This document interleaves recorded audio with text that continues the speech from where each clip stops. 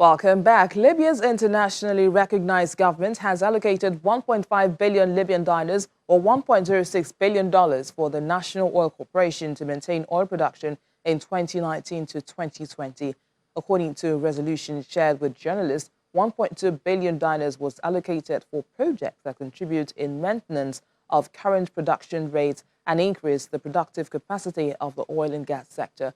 A further 300 million was allocated for pay the NOC's obligations to other companies. The money will be drawn from fees imposed since 2018 on sales of foreign exchange in a bid to end the gap between the official and parallel foreign exchange markets. Australia's Fortescue Metals Group has submitted a bid to develop 2 blocks in the giant Simandou iron ore deposit in Guinea. Sources say the international tender for Simandou Blocks 1 and 2 should come to a final decision in around a month. Speculation emerged in July that Fortescue may be interested in the deposit after Chairman Andrew Forrest was pictured on social media among a group of potential investors in the Liberian rail line. Guinea has struggled for decades to develop the Simandou deposit, which is among the world's biggest and contains billions of tons of high-grade iron ore, increasingly in demand as steel mills strike to lower carbon emissions. The ongoing border drill in 4 geopolitical zones seems to be drawing attention of countries surrounding Nigeria.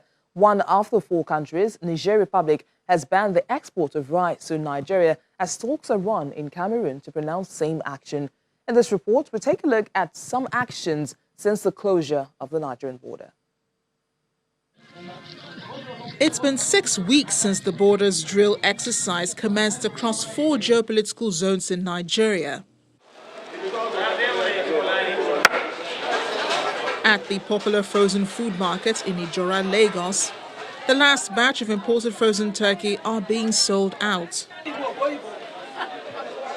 For now, there's no hope of restocking these freezers, as many have been turned to rest and shed. Rice, Nigeria's most staple food, is another major headache to government. Before now, rice had been smuggled, mostly with motorcycles, through various illegal routes.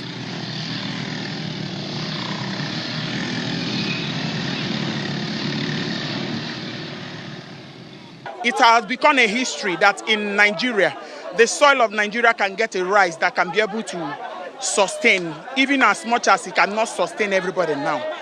But all we are begging is for all Nigeria to have some patience, because we are believing in our soil now, and our soil was able to give us a stone-free rice, and we are believing in it.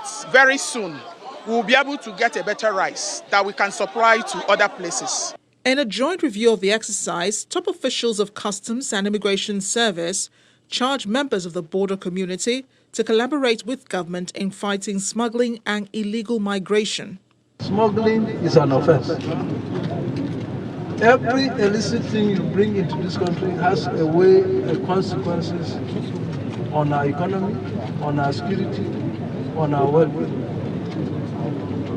And we have gotten to a point that we must do something drastic in order to stop this. Otherwise, we'll finish. You cannot be Nigeria man, you love Nigeria, and be allowed Nigeria to suffer. Am I correct? Yes. In your house, if you go back now, you see somebody enter your house through the window, you go be happy. No. Even if you enter through the door, if you break door and enter, you go be happy. No. Allow people to enter Nigeria through the right place, with the right paper. You too, when you are going out, go out through the right paper. Weeks after the commencement of the exercise, Niger has become the first of 4 nations bordering Nigeria to announce a ban on rice exportation to Nigeria. However, the Ministry of Commerce in Cameroon says it is considering the suspension of the exportation of about 50 products, including rice, to Nigeria. Away from Nigeria to Uganda, where there are attempts to breathe life into a local textile and fashion industry that have often unraveled in the face of imports of second-hand clothes that amount to about $145 million annually. Efforts to ban used clothes or increase tariffs on their importation has also threatened to sort trade relations with countries like the US, who are making billions from selling their used garments in Africa. Let's look at this report. Every Sunday, traders converge at the intersection of Luwumu and William Street in Kampala, Uganda, hoping to attract buyers looking for second-hand clothes, shoes, and other household items on sale. The clothes have all been discarded as worthless at charity shops or thrift stores in Europe or the United States, and occasionally in such good conditions than when an original price tag is still attached. Many here say that apart from providing quality products, the business creates an important source of employment for Ugandans. The second-hand clothes trade is common across Africa, with Ghana, Tanzania, Benin, Uganda, and Kenya among the biggest markets. Rose Natabi has been selling used clothes at various markets in the city for over 5 years now.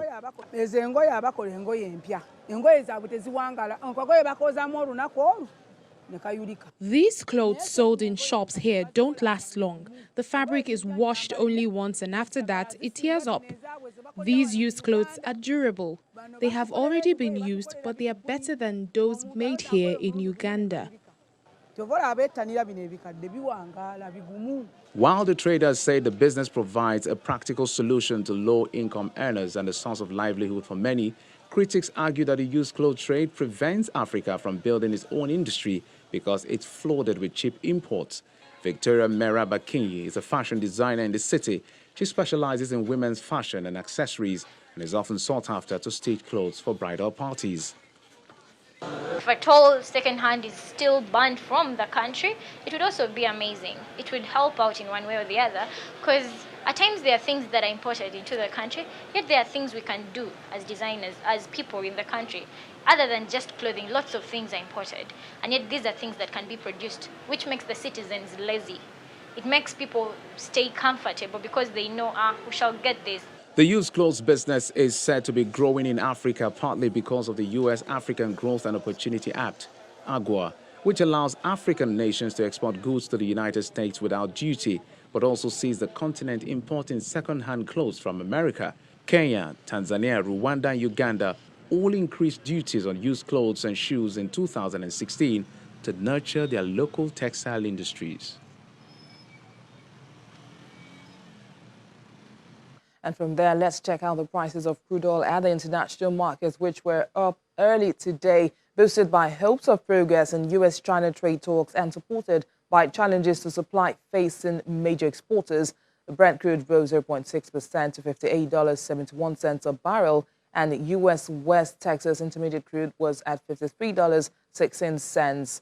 Both futures contracts ended last week with more than 5% decline after dismal manufacturing data from the U.S. and China, with the trade rout between the world's top economies undermining global economic prospects. And gold eased earlier today as the dollar firmed after reports that China was likely reluctant to agree to a broad trade deal with Washington, but bullion held a tight range as investors took a wait-and-see approach ahead of U.S.-China talks this week. Spot gold was down 0.1% at $1,502.16 an ounce, while U.S. gold futures slipped 0.3% to $1,507.80 an ounce. Elsewhere, platinum fell 0.2% to $874.62. Silver dipped 0.6% to $17.45, and palladium was down 0.8% at $1,651.85.